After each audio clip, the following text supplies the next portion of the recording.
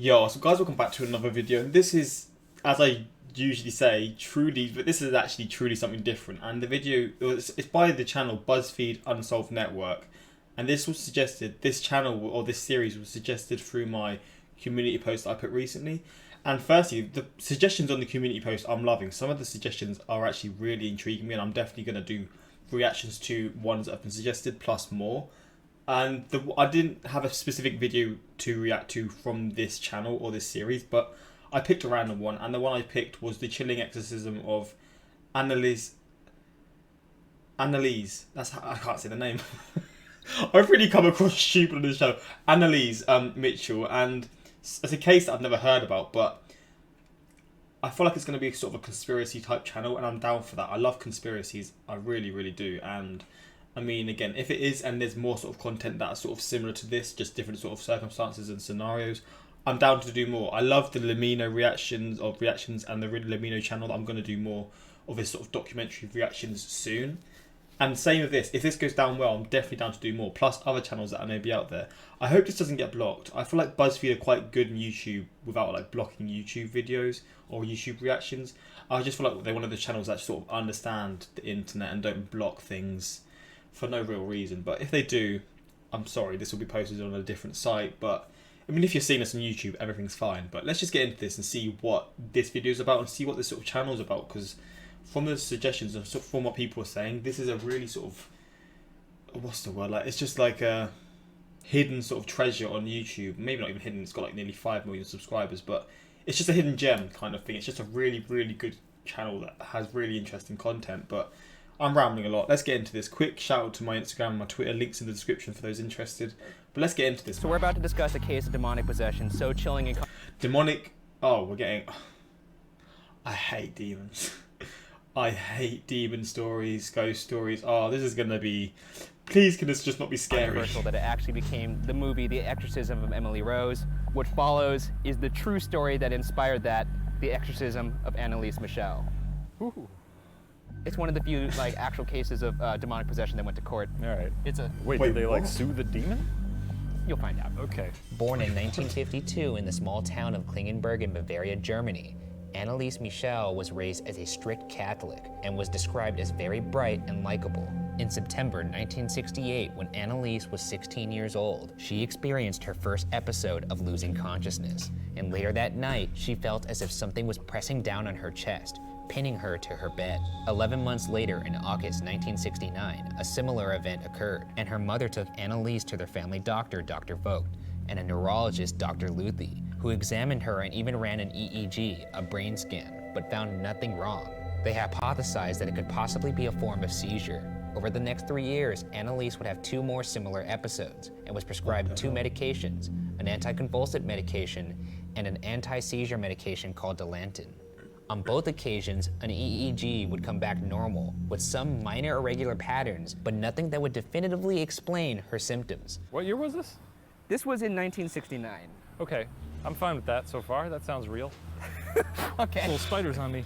Sorry if I blew it on you. Well, you did. It was in spring 1973 that things took a turn for the stranger. Anneliese began to hear knocking sounds in her bedroom, sounds her sisters would hear as well. But even more alarming, Anneliese also reported hearing a voice damning her to hell.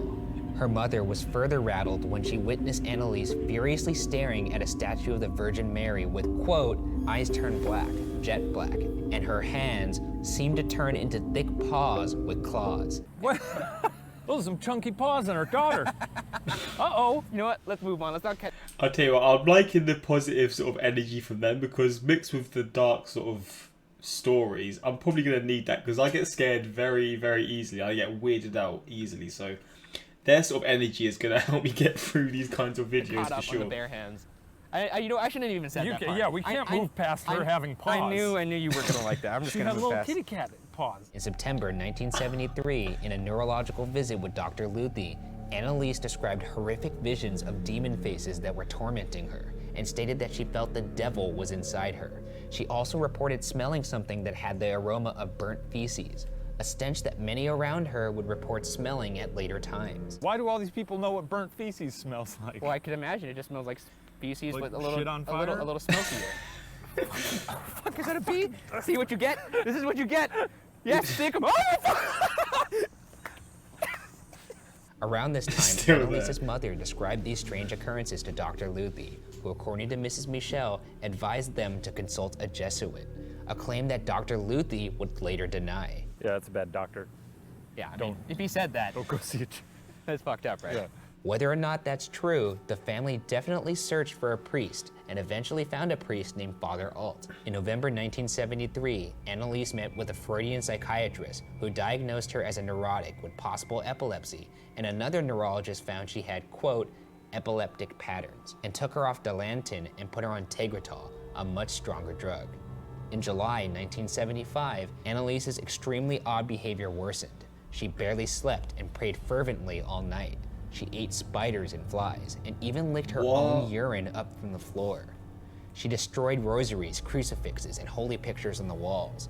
Anneliese also exhibited strength that was, quote, close to superhuman, throwing her sister, quote, as if she were a rag doll, and incredibly was observed effortlessly squeezing an apple with one hand until, quote, fragments exploded throughout the room. I bet I could squeeze an apple till it I exploded. bet you $1 million you couldn't. Here we go. I mean, this is Germany. This is before preservatives. You hear that in the distance? It's the excuse train coming. Wait for it. You're full of shit, Ryan. We're going. Oh, now you can't see two hands. What? She definitely used two hands. You said one hand. Okay. But still, that's not like an amazing metric. A priest named Father Rodewick, a man considered an expert on exorcisms by his peers, reported that he was convinced that Anneliese was possessed, and after deliberation with the bishop, an exorcism on Anneliese was formally approved. It was to be carried out by a priest named Father Renz. On September 24th, 1975, the first exorcism rite was performed. Father Renz allowed some of the exorcism sessions to be recorded, and 42 audio recordings of the exorcisms were made in total. I'm gonna play some Once we're clips gonna from hear those some- recordings, but fair warning, these recordings are perhaps the most disturbing pieces of audio Oh, why? Why did I pick this one for the first one? I'm actually going to start shitting myself, I swear to God. I've ever heard. Wann bist du überhaupt hier? Ich spreche das so, dass ich in dem Wald ein bin. Ich trag dir die Rotznase noch so lang, bis es lebt wird. Bis auf Lüderei. Und geht kein zurück. Nee! In alle Ewigkeit! You know, she's screaming. She's giving it 110%. I mean, do you think that sounds like it came out of a girl? Like, Yes, it sounds like a girl doing a funny voice. your unrelenting skepticism is exhausting. It drains me of all happiness and energy, and I hope you know that. Sag mir den Namen. Ich, der Judas, und der Nero, der Kain und der Hitler. Fünfte immer. Das ist der sechste? Oh, den haben wir gelogen. Den habt ihr dazu gehört. That's all. We're all here. It's all. I ran out of evil people to think of. The blonde man from Die Hard is also in here. Skeletor, the Masters of the Universe. Heath Ledger's Joker. Not Jack Nicholson. He was too cartoonish. You had your fun, you Yeah, asked. I've had my fun. Okay. Anneliese also named Fleischmann as one of her demons and provided accurate details of the real Fleischmann, who was a priest in the 1500s that was kicked out of the church for bad behavior. These details came as an icy shock to Father Alt, who claims Anneliese would have no way of knowing Fleischmann. That is the only thing that is strange to me. All the other stuff is just things That is that a really person could do. weird. To learn more about demonic Really possession, weird. we sat down with Father Gary Thomas, a Vatican-approved exorcist, who explained to us different signs of possession.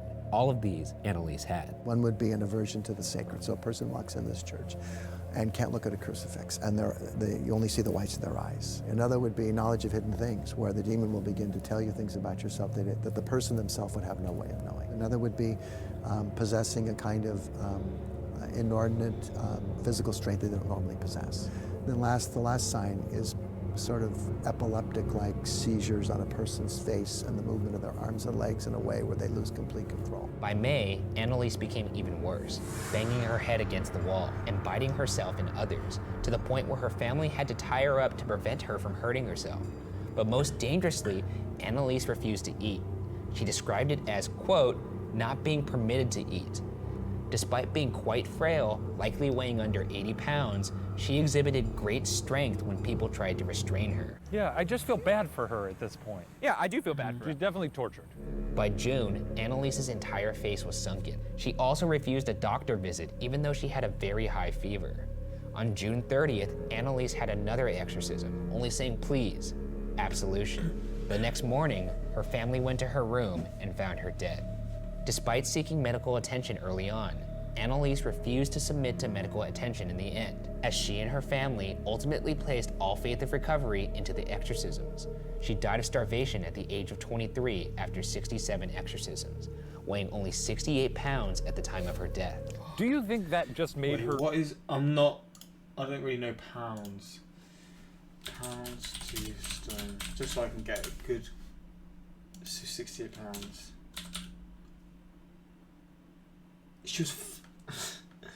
She was 4 point... Oh my god. Jesus, she was 4.8 stone.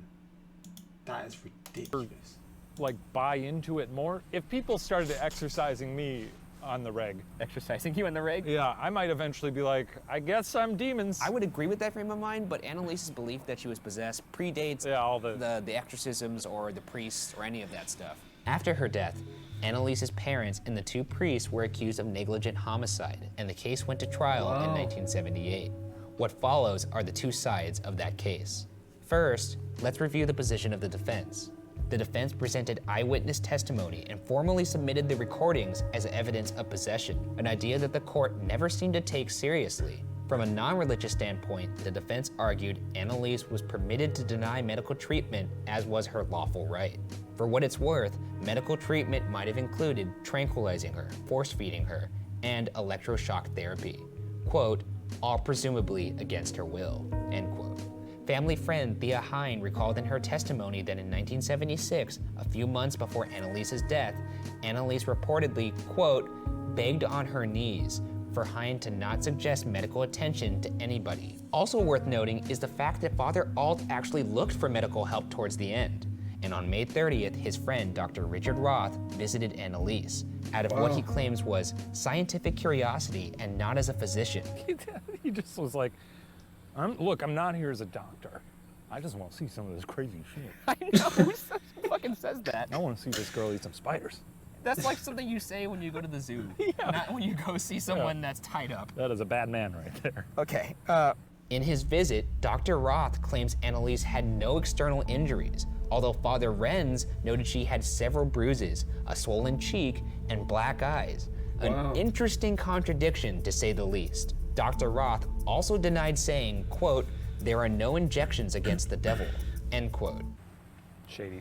shady as fuck. Yeah. Curiously, Some in messed up spite of doctor all the there. supposed epileptic attacks, an autopsy revealed Anneliese had a healthy brain with no damage that could have caused epileptic seizures. Quote, not even on a microscopic level, end quote. What say you to that? I mean, you know, look, I'm not a, what's a brain scientist? What A do we call it? neurologist? Yeah, there we go. Sorry, it's been a long day. I'm not a neurologist. I don't know what the. It's funny that you said that because the neurologist said the exact same thing. He said I'm not a neurologist. It probably sounds like it. He might as well. have. Look, I don't fucking know. I don't know. Go visit a Jesuit. Jesus. Just get your shit Fucking- stink out of my office. And even more curious was the court's seeming non-consideration of facts, such as her pupils being unusually dilated and the absence of ulcers on her body, which are frequently found in victims of starvation. Okay, all right.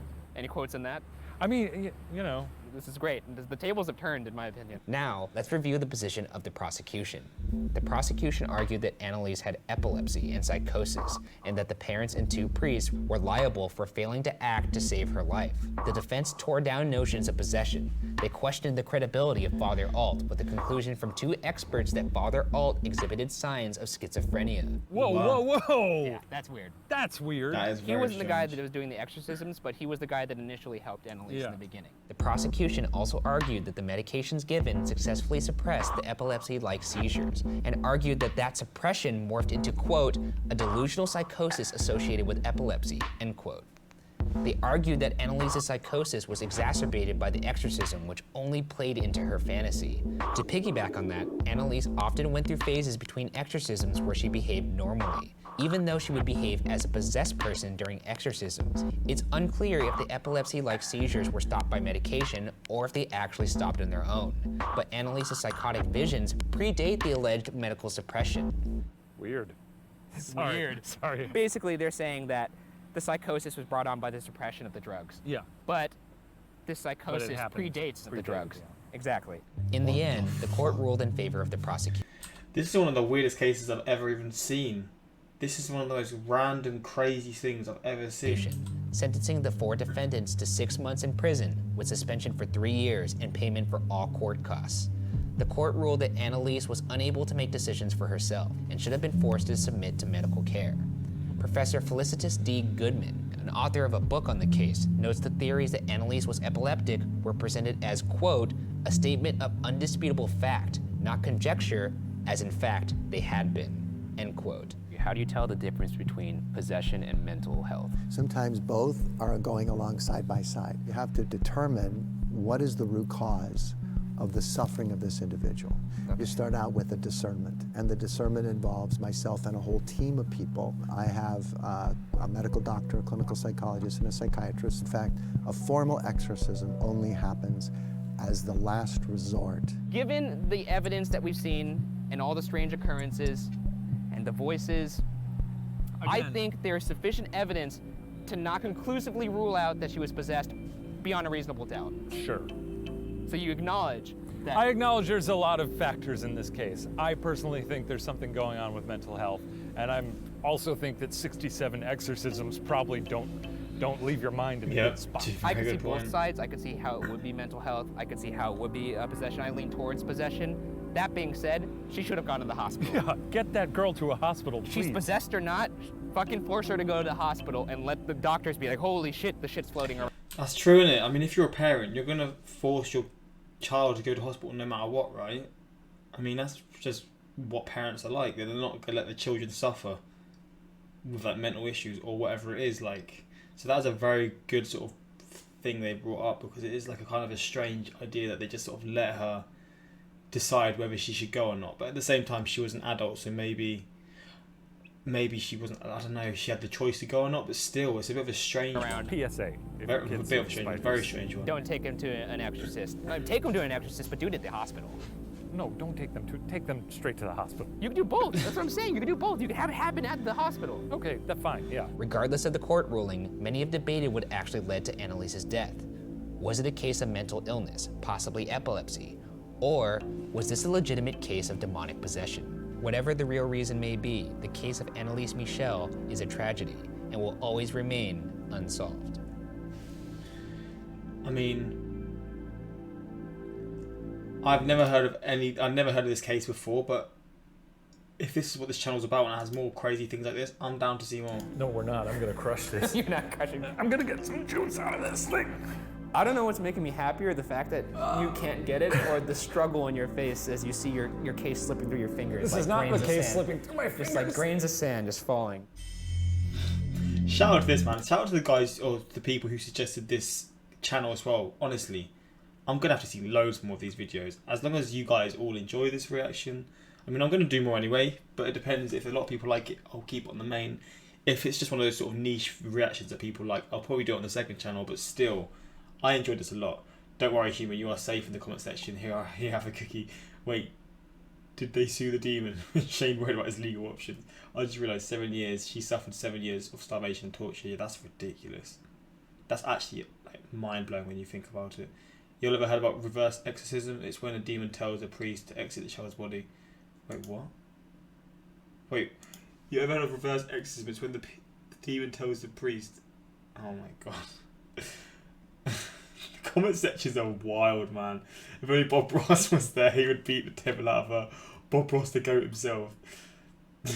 Knowing that she wasn't possessed and probably just going through a state of psychosis, that audio is just incredibly sad. Yeah, it's messed up, man, honestly. Buzzfeed Unsolved really needs to be on Netflix. I love this series, man. Already, I'm loving this series.